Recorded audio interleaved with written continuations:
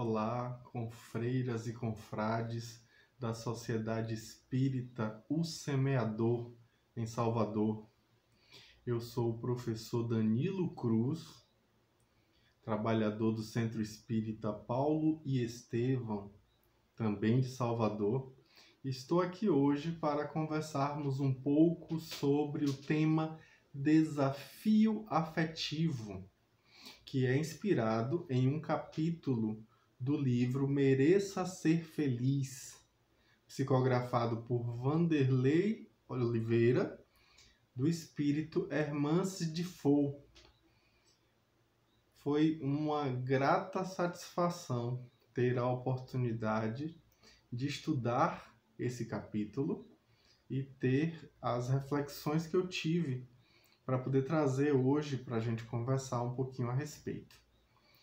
Ela já começa na sua fala iluminada, trazendo a questão de número 386 de O Livro dos Espíritos, que remonta ao fato de que nós nos reencontramos nas nossas experiências afetivas nas encarnações sucessivas. Dá para a gente se reconhecer? A equipe de Kardec pergunta aos espíritos. E eles respondem que reconhecer não. Mas sim, é possível que nós nos busquemos. E que essa busca teria justamente uma cara de coincidência, uma cara de, entre aspas, acaso, mas que com certeza no meio da multidão a gente acaba se encontrando por conta dos afetos, das afeições que partilhamos. Quando a gente vai se debruçar sobre esse tema, obviamente que a gente se pergunta com relação aos nossos afetos do nosso dia a dia. Será que a gente se apaixona pelas pessoas do nosso passado? Será que as pessoas com as quais nós convivemos hoje, as pessoas com as quais nós adquirimos laços afetivos, têm a ver com o nosso passado? Tem a ver com as nossas encarnações pretéritas? Com certeza essa é uma dúvida que vai atingir muitas pessoas. Muitos vão se questionar sobre esse assunto quando começam a se debruçar sobre a doutrina espírita, sobre o conhecimento da reencarnação. Mas é importante a gente se questionar, realmente teria utilidade saber se a pessoa é do seu passado ou não? Porque os espíritos falam para Kardec que esse conhecimento não é tão útil. Pelo contrário, às vezes pode até mesmo atrapalhar, trazendo entraves, dificuldades na convivência. Porque muitas vezes a gente se esquece que a gente está reencarnando dentro de um processo evolutivo. Então, ontem eu era pior do que o que eu sou hoje, e hoje eu sou pior do que o que eu serei amanhã.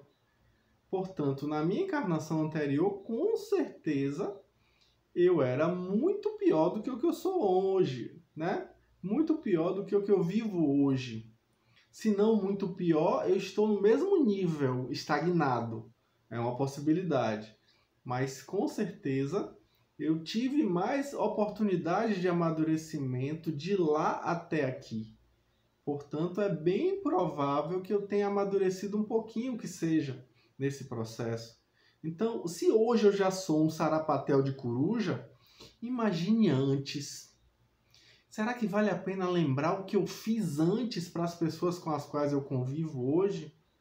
Será que realmente é interessante que eu saiba quem eu fui, com quem eu vivi? Porque muitas vezes isso só traz realmente mais dificuldade. Porque se eu fui uma pessoa importante, eu vou me envaidecer, eu vou me orgulhar, eu vou fazer aquela pompa. Sabe aquela coisa que a gente se conhece tão pouco que basta vestir uma roupa melhorzinha, a gente já anda diferente. Imagine se eu souber que eu fui um grande, ilustre pensador, alguma coisa desse tipo. Então, por isso, existe mais risco do que coisa boa em saber o que foi no passado. Imagine nas relações, saber que eu, por exemplo, fui a causa da morte de alguém, que eu estimulei o suicídio de alguém, ou que esse alguém, por exemplo, foi para mim uma situação de estímulo intelectual para os crimes que eu cometi. Já imaginou? Não é muito fácil a gente imaginar esse tipo de coisa. Então, sem dúvida, é preciso a gente tomar muito cuidado com aquilo que a gente deseja, porque às vezes a gente não dá conta de saber o que a gente tanto deseja, né? Infelizmente, a gente não dá conta. O que a gente vai ver que Hermance convida à reflexão? Ela traz a visão de que a gente muitas vezes se apaixona ao longo da nossa encarnação. Situações projetivas as mais variadas, a gente muitas vezes confunde paixão com amor. E eu me lembro bem de um professor que eu tive quando estudei no Instituto Jungiano da Bahia, que dizia bastante sobre isso, né? Que às vezes a gente confunde as duas coisas. Que o apaixonamento ele é projetivo. É naquele momento inconsciente em que eu projeto expectativas no outro, afeições no outro, anseios no outro, minhas dificuldades no outro, né? Há características que eu ignoro em mim, eu começo a enxergar no outro, admiro e quero ter também. E aí nessa eu posso amadurecer para uma relação se tornar realmente amorosa. E aí o apaixonamento ele tem esses dois caminhos. Ou ele vira a ruptura, a quebra da relação. Por quê? Porque não era nada daquilo que eu tinha pensado. Ah, você me iludiu. Não, ilusão com certeza sempre é reflexiva, né? Sou eu que me iludo. Mas aí eu prefiro culpar o outro, né? Projetando mais uma vez no outro a responsabilidade que é minha. Né? Eu lanço nele minhas expectativas e depois que ele não supre minhas expectativas, eu culpo ele por não ter suprido minhas expectativas. É uma projeção dupla aí nesse caso, né? Mas o que eu tô falando é que às vezes a gente, diante do despertar, a gente diz assim, poxa, essa pessoa não é o que eu imaginei que eu fosse, que ela fosse. Não imaginei que ela fosse desse jeito, mas ela é desse jeito que é. Será que dá para conviver com ela? Será que dá para gostar dela e amar do jeito que ela é? Porque existe essa possibilidade, né? Quando eu digo a resposta é não, é ruptura, não acerta. Mas quando a resposta é sim, eu posso tentar, vamos adiante, vamos tentar construir junto, aí a gente vai ter uma outra atitude diante da relação e vai suplantar as projeções para enxergar a pessoa como ela é de verdade e ainda assim querer conviver e aprender com ela. A partir dessas situações, a gente amadurece, a gente cresce. Só que aí o que que tá? A gente tem o convite na nossa encarnação de aprender a amar sem possuir e sem depender.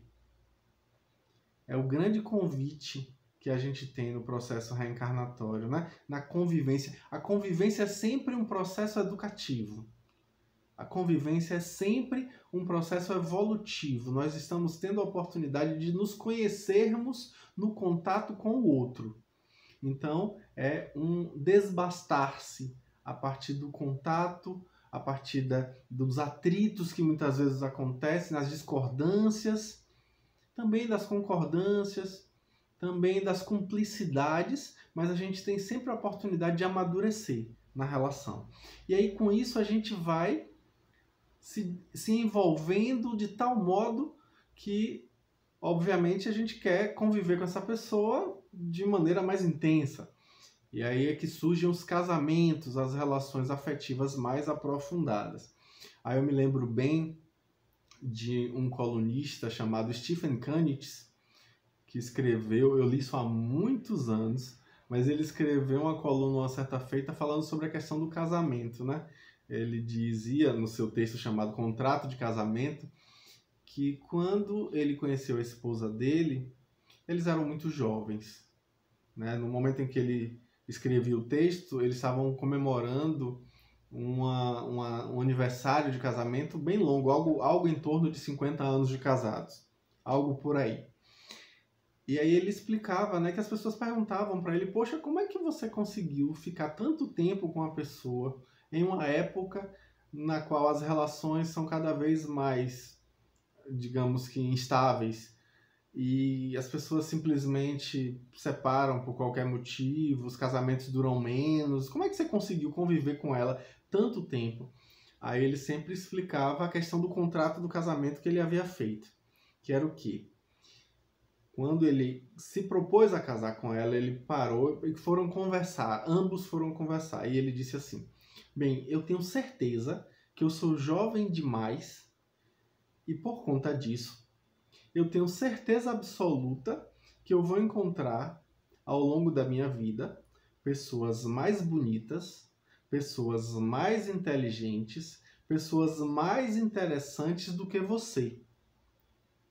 Mas apesar de saber disso, hoje eu estou estabelecendo com você um contrato de que eu estarei com você mesmo assim.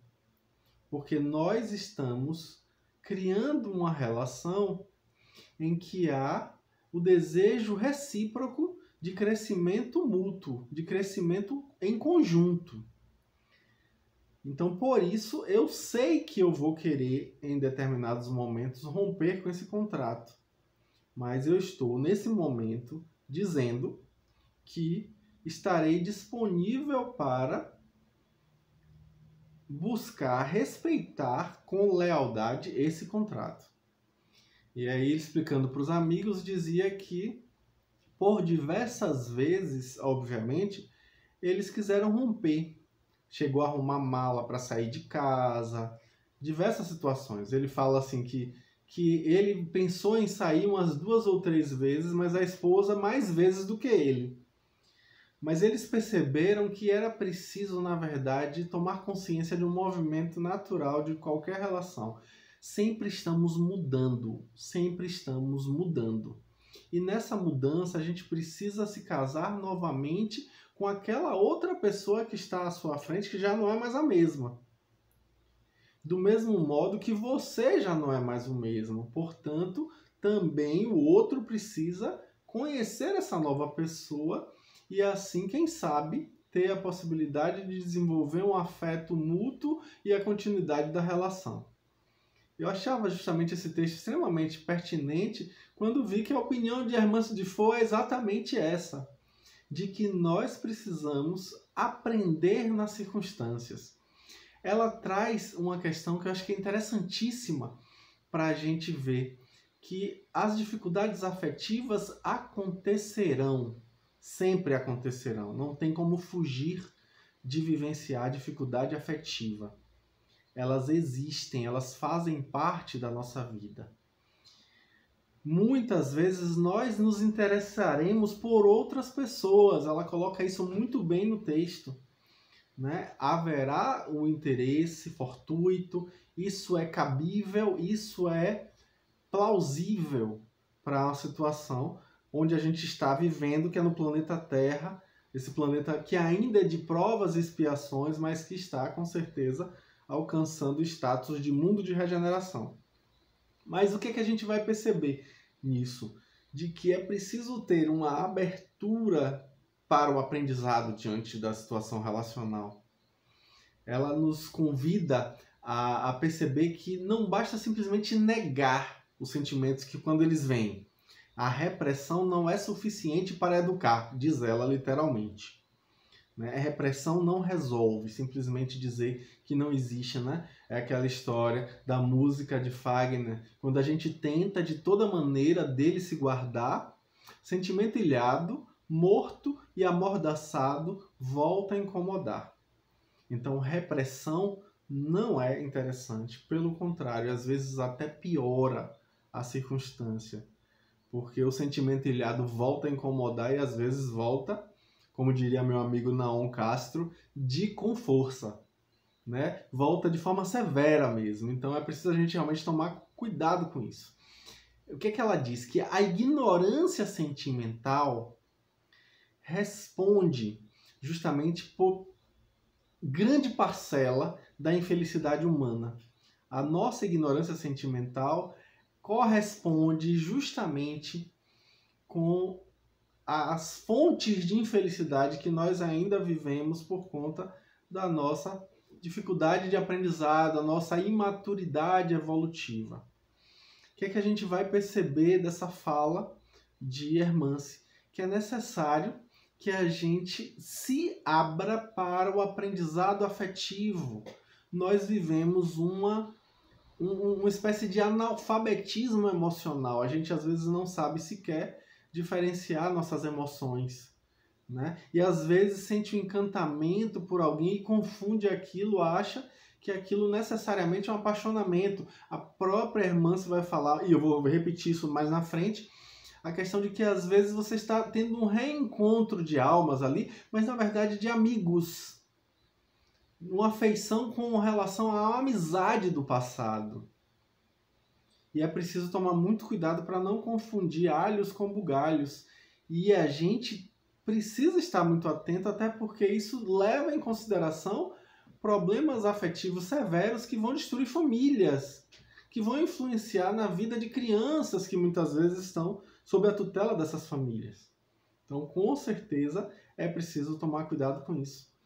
Hermance diz assim, que a gente é capaz de se comunicar de forma instantânea com pessoas de todas as partes do globo, mas a gente é incapaz de decodificar as mensagens emocionais da nossa própria vida emocional. A gente não consegue identificar, a gente não consegue lidar. E aí ela dá o nome de prova afetiva a essas circunstâncias quase que expiatórias em termos emocionais que a gente vive, né?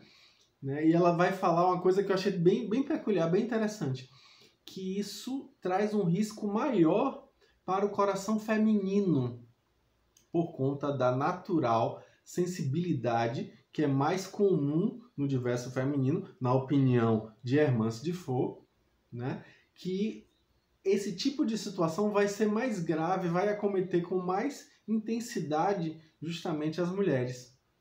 É interessante porque a gente vai ver o quê? Que são pessoas que viveram relações com a devoção de legítima entrega, de fidelidade, e que de maneira ilógica, de certo modo irracional, se veem envolvidas afetivamente por outras pessoas fora da união esponsalícia. Então, como é isso? Como é que a gente vai lidar com esses apelos fora da união? E aí ela vai colocar que tudo começa com um certo encantamento, né? E a gente se vê fruindo da fantasia, né? Os anseios, as lacunas, a gente projeta no outro. E aí, fruindo dessas fantasias, a gente se enleva pela situação, a gente se deixa envolver, e isso mais à frente, como diz ela própria, vai redundar num sentimento de culpa. Um sentimento profundo de culpa. E ela diz assim, no momento de reflexão e siso, vem a culpa. E da culpa isso se desenrola para uma situação de pânico e desespero, com a constatação do suposto fim do amor da relação anterior. Então, ela fala inclusive suposto, e eu vou falar disso mais adiante, porque na verdade ela diz que ali pode ser não só um fim, mas sim um novo início para aquela relação que supostamente se acabou. A gente vai ter uma oportunidade outra de posicionamento subjetivo diante daquele relacionamento. É interessante essa fala dela, mas a gente vai falar disso já já. O que ela fala? Ela diz assim, que a pessoa, quando se vê envolvida nessa circunstância, se sente desesperada porque percebe um fim do investimento e do esforço empreendido na manutenção daquela relação, né? Então ela vai ver o quê? Que houve uma devoção e que aquilo simplesmente perde o valor. Aí com isso, a pessoa acreditando que acabou o amor, passa a sofrer em silêncio, muitas vezes em vergonha da situação que está vivendo. Aí a gente vai ver que existe uma sensação de hipocrisia, de que ela está sendo hipócrita. A pessoa está vivendo uma circunstância de hipocrisia com relação aos seus afetos, né? E isso leva há uma retroalimentação da insegurança e da tristeza. Esse sentimento de tristeza muitas vezes se desdobra de tal modo que pode desenvolver uma depressão.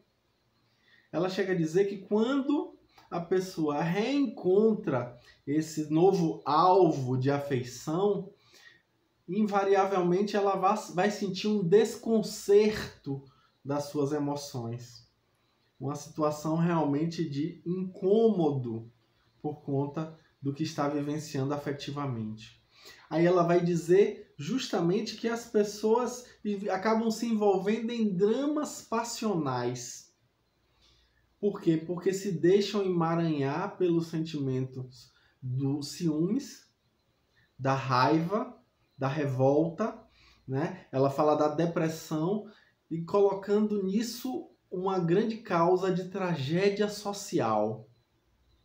Isso me faz lembrar o fato de que a gente vive, infelizmente, uma lógica do amor romântico, né? Um mito do amor romântico, um amor, sabe? Aquele amor que é recente na história da humanidade, falar desse tipo de amor, mas se fala muito daquele anseio que a gente tem de compor uma família de propaganda de margarina. Sabe, aquela coisa maravilhosa que a gente só vê na televisão mesmo, porque na vida real é bem diferente, as coisas não são assim, né? Não são tão simples. Os desafios da vida são bastante intensos, são bem diferentes, né? E ainda que a gente consiga algo parecido com aquilo ali, os vazios interiores aí estão colocados e é preciso também levar em consideração eles, né? Quantas vezes eu atendo no consultório, eu sou psicólogo, né? Atendo no consultório pessoas que supostamente teriam uma vida perfeita e invejável, mas, no entanto, não é assim que as coisas se processam, né? Os nossos vazios clamam, as nossas dificuldades, a nossa falta de sentido, falta de significado existencial grita. Então, com certeza, precisamos aprender com a vivência que nós temos, né?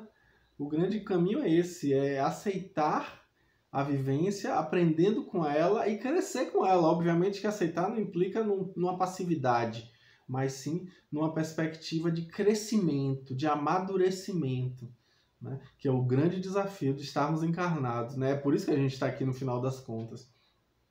Só que, como a irmã se coloca, me faz lembrar uma fala de Richard Simonetti, né? Que nesse ímpeto de buscar almas gêmeas, a gente acaba se envolvendo com algemas. Algemas que nos aprisionam em situações bastante difíceis. Ele próprio, no seu livro Quem Tem Medo da Obsessão, dedica um capítulo inteiro ao que ele chama de fascinação afetiva, que é o quê? Que é uma circunstância de envolvimento afetivo influenciado por mentes espirituais indesejáveis. Né? Uma circunstância de parasitose espiritual, obsessão espiritual, em que os espíritos se utilizam da sua vítima para incutir nessa vítima a ideia de um amor impossível. Aí, inclusive, no livro, ele conta a história de Ricardo, um jovem que trabalhava no movimento espírita da cidade e distribuía alimentos e fazia pregações, né? Fazia preleções doutrinárias. Era bem interessante a vida dele, o empenho dele, o trabalho mediúnico, era estudioso, fazia grupos de estudo, era tudo muito bom realmente em termos de produtividade, até que uma das senhoras que ele atendia no seu trabalho social de distribuição de alimentos se apaixonou por ele. Era uma senhora já idosa, tá? Uma senhora que tinha realmente um aspecto não muito agradável segundo os padrões de beleza, né, atuais, e que, além de tudo, era casada e tinha filhos de adultos, né? E ele se vê numa situação difícil realmente quando percebe que essa mulher começa a persegui-lo, começa a ter um comportamento arisco, um comportamento hostil até mesmo às recomendações das pessoas. O pessoal do centro percebe, começam a brincar com ele, falar brincadeirinha, dizer que ele estava arrasando os corações, dizendo que ele estava usando a posição dele de palestrante para poder conquistar as assistidas. Obviamente que levando na brincadeira, porque todos viam que aquela relação não tinha nenhum cabimento, né, por conta da circunstância que se colocava. Ele estava num relacionamento muito feliz, estava tudo muito bom, mas havia ali com certeza um assédio espiritual fazendo com que essa senhora descambasse o trabalho doutrinário dele. E aí ela chegou a fazer escândalos nas preleções doutrinárias, situações realmente difíceis, né? O pessoal do centro foi buscar ajuda para poder tentar fazer com que ela tirasse da mente essa ideia absurda de ficar assediando ele, né? Um dos rapazes do centro era policial, vestiu-se de policial e foi até a casa dela dizendo que ela não podia mais fazer isso. E ela sempre resistente, dizendo que não, que ela era apaixonada por ele. Terminou que Ricardo precisou se mudar para a cidade vizinha e se engajou no movimento doutrinário lá na outra cidade, longe dela. Disse que ela não foi mais encontrada, mas que na última vez que foi vista, quase 3 anos depois dessa situação, ela ainda dizia que ele ainda ia ser dela. Então imagina aí como é que essa situação se coloca, né? Isso também acontece com Paulo de Tarso, né? Conforme eu já contei em uma outra oportunidade, em outra palestra, quando a gente encontra isso no livro Paulo e Estevão, que uma jovem que era noiva se vê apaixonada por ele numa cidade da Ásia Menor, onde ele estava implantando o movimento cristão. E aí, no momento em que ela estava se declarando para Paulo, e Paulo tentando esclarecer para ela que aquilo era um assédio de mentalidades inferiores, entra o noivo no recinto e vê a sua noiva debruçada praticamente sobre Paulo, e passa a querer ter, inclusive, luta corporal com Paulo. É uma situação realmente terrível. Paulo termina preso e expulso da cidade, né? Ele foi condenado a levar 39 bastonadas nas costas, né? Então, é uma situação difícil. Realmente não é muito fácil a gente lidar com a circunstância da obsessão espiritual com relação a esse tema, né? Então, com certeza, a gente precisa estar muito atento para não estar sendo vítima desse tipo de circunstância, porque, infelizmente, muitos espíritos nos atacam através desse tipo de circunstância, né? Fazendo-nos parecer ridículos para os olhares dos outros e também, obviamente, atingindo outros indiretamente, né? Às vezes o espírito ele não consegue atingir a pessoa que ele quer incomodar, ele vai para o entorno buscar atingir alguém do convívio para poder incomodar mesmo. Então isso pode acontecer, a gente precisa estar muito atento. E a irmã se fala disso, né? De que, infelizmente, às vezes os próprios espíritos obsessores são os encarnados que estão envolvidos na situação. Quando o outro que está sendo vítima daquela afeição percebe que pode ter um ganho com aquilo, acaba tendo uma atitude nada nobre diante do apaixonamento do outro, né? Então é preciso realmente tomar muito cuidado, porque infelizmente a gente ainda se vê aprisionado a esses dramas passionais, como diz ela, né? Ela diz que isso é oriundo de milênios de poligamia que deixaram traumas severos, né, lesões afetivas graves nos corações e que vão, sem dúvida alguma, tendo a oportunidade de depuração constante nas nossas vivências atuais, nossos aprendizados atuais, né? Então, essas situações remetem a esses traumas, né? Remetem ao sentimento de posse e dependência oriundo do passado, das nossas encarnações transatas, né? Então é importante a gente ter consciência, nós espíritas que sabemos a respeito disso, que temos realmente a necessidade de estarmos atentos para aprendermos com essas circunstâncias, né? Para não ficarmos aprisionados, né? E aí ela coroa o texto dizendo que esse tipo de atração fortuita, não conveniente, é concebível, né? A questão é o que a gente faz diante delas, a nossa reação diante delas. É preciso que a gente tenha uma reação nobre. Ela propõe um trabalho de sublimação. E aí, pegando a fala freudiana, né, na psicanálise, sublimação é um mecanismo de defesa do ego que faz com que a gente consiga transmutar um instinto animal em uma aspiração espiritual, em uma aspiração fraterna, uma aspiração de uma natureza mais evoluída, se a gente pode falar desse jeito. Né? Então, o caminho aí é para a sublimação. Né? Ela vai dizer o quê? Que nós precisamos usufruir dessas oportunidades aí como retificações do mundo interior, como oportunidades de conserto das nossas dificuldades, né? Que a gente tem aí a grande oportunidade da educação do afeto, educar nossas afeições, né? Reencontros acontecem, né? Aliás, é bom lembrar que Emmanuel coloca, né, que apenas 20% das relações afetivas são reencontros de almas gêmeas. Ele fala isso no livro psicografado por Francisco Cândido Xavier, de Diversos Espíritos, mas no capítulo específico, escrito por Emmanuel, o livro se chama Ação, Vida e Luz. É interessante que é a opinião de Emmanuel, né? Porque quando a gente fala da palavra almas gêmeas, isso abre um amplo espaço para discussão, porque se a gente for kardeciano, não existe alma gêmea. A gente sabe disso, né? Kardecianamente, não existe alma gêmea. Mas, na perspectiva de Emmanuel, que é uma perspectiva mais romântica, uma perspectiva mais ampla em termos afetivos, ele vai trazer uma visão de que almas gêmeas não com o contexto de almas gêmeas, como a gente fala, né, de que são metades que estão tentando se reencontrar. Não é isso. Eu acho que Emmanuel claramente não fala sobre isso, não.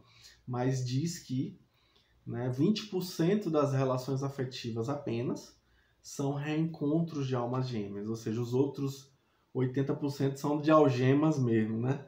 Então, são as nossas necessidades evolutivas. É o karma, né? Aí é muita karma nessa hora, que é muito fácil dizer que o outro é nosso karma, né? É muito fácil projetar no outro a responsabilidade do nosso processo de aprendizado.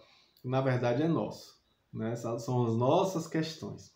Ela vai dizer que nesses reencontros é muito comum que a gente tenha reencontros de amizades e que confunda, por conta até do estímulo que a cultura nos lega para esse amor romântico, esse mito do amor romântico, né? A gente acaba confundindo as coisas, não sabe deixar claro ali que na verdade é um amigo querido, alguém de uma afeição maior.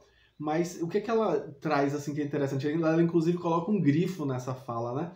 Que é preciso aprender a desenvolver proximidade sem necessariamente ter intimidade. Né? Esse é o grande convite, né? Fazer a diferenciação disso aí. Conseguir lembrar disso, né? E até nas antipatias, nas desafeições, ela nos estimula um mergulho na nossa vida psíquica profunda. Ela nos convida um mergulho no nosso subconsciente, usando a palavra que ela usa, dizendo que diante desse mergulho, reconhecendo as criaturas que vivem ali, naquela situação abissal do nosso inconsciente, a gente vai ter a oportunidade de, diante de inúmeras ostras das circunstâncias de agruras e angústias do dia a dia, encontrar a pérola da felicidade. A gente vai ter a chance de encontrar a pérola da felicidade. E aí, para fechar, eu trago uma frase de Emmanuel que eu acho linda, que vale a pena a gente refletir, né? Que é retirado lá do livro Vida e Sexo, quando ele diz assim: cada espírito detém consigo o seu íntimo santuário erguido ao amor, e espírito algum menoscabará o lugar sagrado de outro espírito sem lesar a si mesmo. Então que a gente lembre, né? Como diz Divaldo Franco, que quando alguém diz que a carne é fraca é porque o espírito é descarado. Ó, bateu, doeu, leve para casa que é seu. Então, é hora, sem dúvida alguma, de tomada de consciência, de despertar para as tantas oportunidades que nós temos de crescimento espiritual diante das relações afetivas, para vencer a nossa ignorância e assim despertar o nosso potencial para a amorosidade plena, para a vivência do amor divino, para sermos verdadeiros médiuns do amor de Deus na Terra. Então, que as bênçãos de Deus amparem esses sinceros propósitos que nós agora abraçamos em nossos corações de sermos pessoas melhores, de melhorarmos nas nossas relações afetivas, de reconhecermos nossas emoções, nossas projeções, nossas lacunas, nossos anseios, nossas dificuldades, e que a gente aprenda a sublimar em amizade, em fraternidade, essa amorosidade que permeia a todos e a tudo. Que o amor de Deus nos inspire hoje e sempre. Que assim seja. Grande abraço e até a próxima, gente.